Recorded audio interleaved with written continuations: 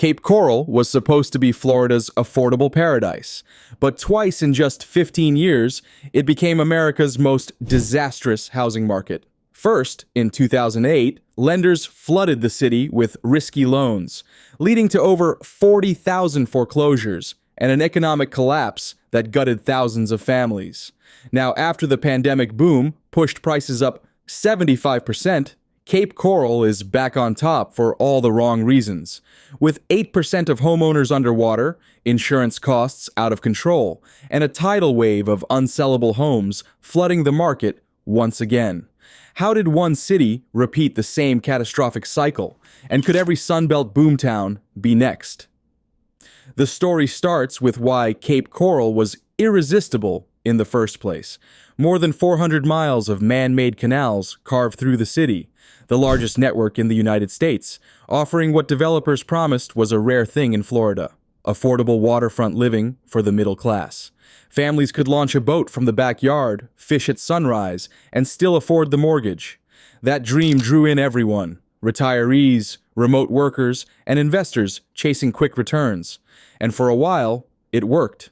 By 2021, new permits doubled, prices surged, and the median home reached $441,000. Out-of-state buyers flooded in, sometimes bidding sight unseen. The pace was electric, the optimism endless, and beneath it all, the same blind faith that fueled the last bubble. Each new closing pushed prices higher, feeding speculation that seemed unstoppable, a cycle you can follow closer than anywhere else by subscribing to Roofline Report, where we track the numbers shaping the nation's housing story as they happen. Then the cracks returned. By late 2022, Cape Coral homes were selling nearly 70% above their long-term trend line, a figure economists called unsustainable by every measure. And when Hurricane Ian hit, it didn't just destroy roofs and roads, it shattered the illusion of safety. Flood maps redrawn overnight pulled thousands of homes into high-risk zones, forcing residents to buy new policies at 2, even 3 times their old rates. Some families saw escrow bills jump hundreds of dollars a month. Others lost their insurers entirely as major carriers pulled out of the state. By 2023, Citizens, the state-run insurer of last resort, was writing more new policies than any private company, and even those came with higher premiums and tighter coverage. For homeowners who stayed, the math grew impossible: mortgage, taxes, and insurance combining into costs that erased the city's claim to affordability. For those who tried to sell, buyers disappeared under the weight of 7% interest rates. The migration wave that once defined Florida's boom began to ebb. In 2022, more than 300,000 new residents arrived. By 2024, that number dropped below 70,000. Empty model homes dotted the canals. Builders halted projects mid-frame, and inventory ballooned to over 15,000 listings, 20 times more than during the frenzy. With a 12-month supply on the market, prices began their slide.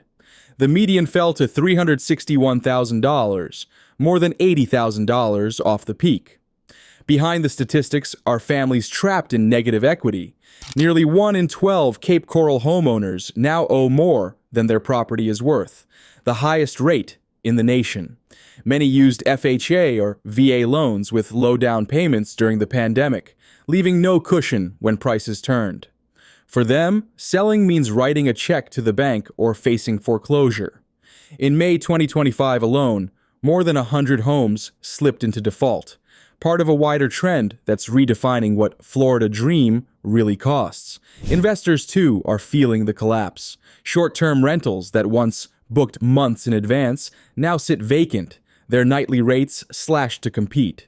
Insurance and maintenance swallow profits, and many owners are unloading properties at a loss.